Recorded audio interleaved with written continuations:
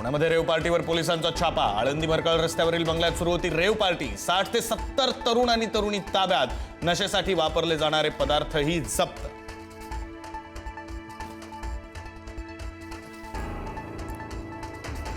नसरापूर अत्याचार प्रकरणामध्ये फॉरेन्सिक एक्सपर्टची साक्ष पूर्ण। वैज्ञानिक आणि तांत्रिक पुरावे सादर करण्यासाठी न्याय वैद्यक प्रयोगशाळेच्या तज्ञांची नोंदवली साक्ष। फॉरेन्सिक एक्सपर्टनं सबळ पुरावा न्यायालयासमोर केला सादर।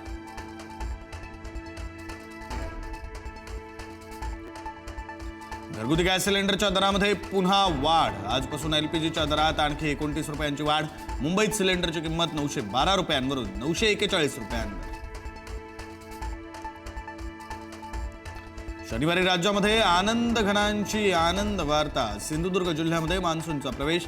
आज पुण्यात तर उद्या मुंबईत मान्सूनची शक्यता। 8 जूनला विदर्भातील 5 जिल्ह्यांमध्ये पावसाचा ऑरेंज अलर्ट।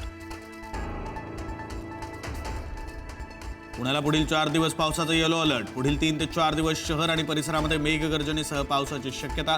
पुणे हवामान खात्याचा अंदाज। उकाड्यानं हैराण झालेल्या पुणेकरांना दिलासा मिळणार।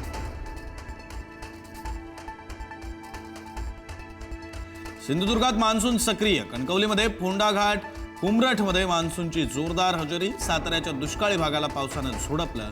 कुकुडवा परिसरामध्ये पावसाची बॅटिंग।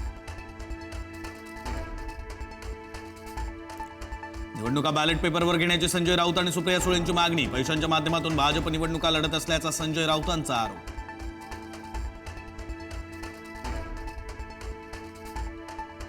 कॉक्रोच जनता पार्टीचं आंदोलन संपल्याची अभिजित दीपकेंकडून घोषणा। शिक्षण मंत्र्यांचा राजीनामा न झाल्यास पुन्हा आंदोलन। कॉक्रोच जनता पार्टीकडून आठवडाभराची मुदत।